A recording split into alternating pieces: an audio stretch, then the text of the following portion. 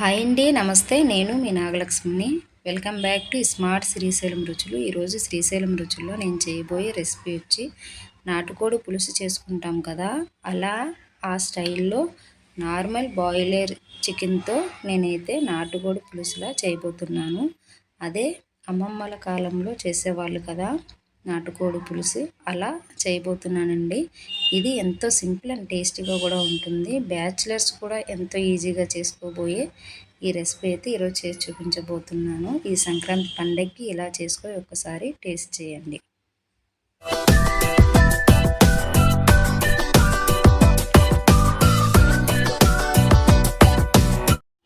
నేనైతే ముందుగా కోడి పులుసు కోసం అయితే ఇలా మసాలా దినుసులన్నీ తీసుకున్నానండి. నేను దంచి వేస్తాను మసాలాలన్నీ. చూడండి, ఇక్కడ చూపించిన వెల్లుల్లి, ధనియాలు, చెక్క, లవంగాలు, తర్వాత ఇలాచి, కొన్ని గసగసాలు అయితే వేసి దంచుకుంటున్నాను. ఇలా ఇవన్నీ కొంచెం కచ్చాబచ్చాగా దంచుకుంటున్నాను ఫస్ట్. తర్వాత చిన్నది ఎండు కొబ్బరి అయితే వేసానండి. తర్వాత 1 ఇంచి అల్లం కొమ్మ అయితే వేసుకున్నాను. వేసుకున్న తర్వాత అయితే ఇలా దించేసానండి. చూడండి, మిక్సీ కన్నా ఇలా రోట్లో దించుకునేది అయితే టేస్ట్ బాగుంటుంది. అల్లం వెల్లుల్లి పేస్ట్ ఎప్పుడైనా మనం ఫ్రెష్గా దించేసుకుంటే ఆ టేస్ట్ అనేది చాలా బాగుంటుంది. నేనైతే 1/2 కేజీ దగ్గరికి చికెన్ అయితే తీసుకున్నానండి. నార్మల్ చికెన్ ఇది. 3 ఆనియన్స్, 3 పచ్చిమిరపకాయలు వేసుకున్నాను. తర్వాత 4 టమోటాలు అయితే వేసుకున్నాను. కూర గ్రేవీలా రావాలి కదా, అందుకని ఎక్కువ వేసుకున్నాను నేను. 1/2 కేజీకి సరిపడే వేసుకున్నాను. తర్వాత 3 స్పూన్ల కారం అయితే వేసుకుంటున్నానండి. ఇది మసాలా కారమే, నార్మల్ కారం కాదు, ప్రతి వీడియోలో చెప్పేదే.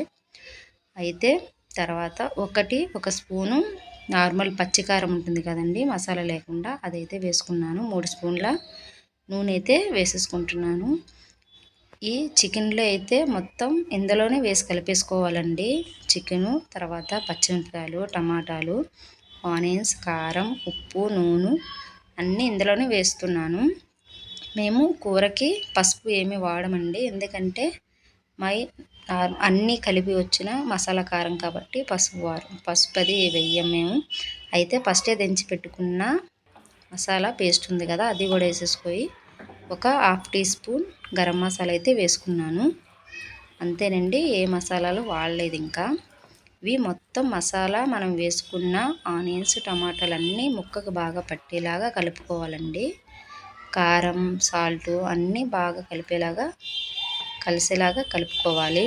ఇందులోనే కల్లుప్పు కూడా వేసేసాను కదా, మీరు చూసే ఉంటారు. అది నేను మాటల తడబాటులో పడి చెప్పలేదు.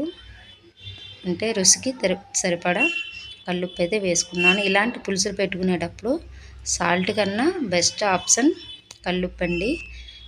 ఇలా కలిపేసుకున్న తర్వాత అయితే ఫస్టే రోల్లో నీళ్ళు పోసి పెట్టుకున్నానండి. నేను మసాలా దించిన రోల్లోని ఆ నీళ్ళు అయితే పోసేసాను.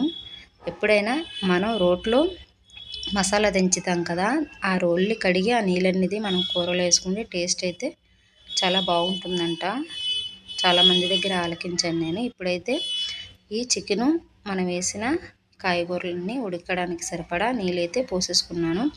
మనం ఇంకా మధ్యలో ఏమీ అవసరం లేదండి. వేసుకుంటే కొత్తిమీర తెప్పించి ఇంకేం అవసరమే లేదు.